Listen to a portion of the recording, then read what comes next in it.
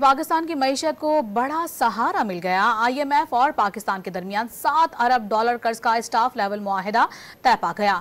37 ماہ کے معاہدے کی حتمی منظوری مالیاتی فنڈ کا ایگزیکٹو بورڈ دے گا۔ معاہدے کے تحت پاکستان ٹیکس چھوٹ ختم کرے گا۔ زراعت، ریٹیل اور ایکسپورٹ سیکٹرز کو باقاعدہ ٹیکس نیٹ میں لانا ہوگا۔ بجلی کی لاگت کم کرنے کے لیے اصلاحات کی جائیں گی۔ مالیاتی فنڈ کے اعلامیے کے مطابق نیا قرض پروگرام پاکستان میں معاشی استحکام کا باعث بنے گا۔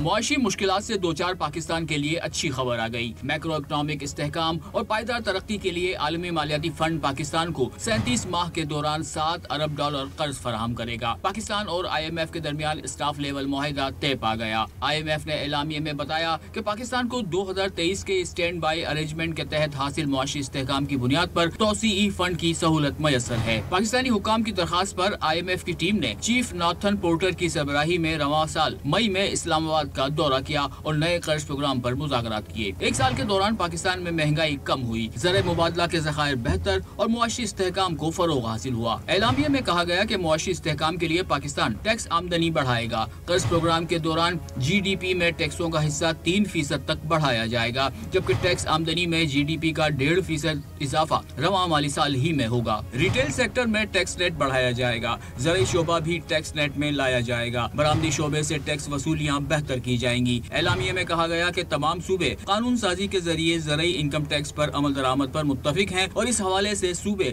اپنے ٹیکس محصولات بڑھانے کے لیے اقدامات کریں گے۔ آئی ایم ایف نے اعلامیے میں بجلی کی قیمتوں میں بروقت ایڈجسٹمنٹ کو لازمی قرار دیتے ہوئے بتایا کہ بجلی کی لاگت کم کرنے کے لیے اصلاحات کی جائیں گی اور غیر ضروری جنریشن کیپیسٹی بڑھانے سے اجتناب کیا جائے گا۔ پاکستان انسداد کرپشن، شفافیت اور گورننس کے لیے بھی اصلاحات کرے گا۔ اعلامیے میں کہا گیا کہ قرض پروگرام کا مقصد پاکستان میں پائیدار معاشی استحکام لانا ہے۔ پبلک فائنانس کو بہتر اور مہنگائی میں کمی نئے قرض پروگرام کے مقاصد میں شامل ہیں۔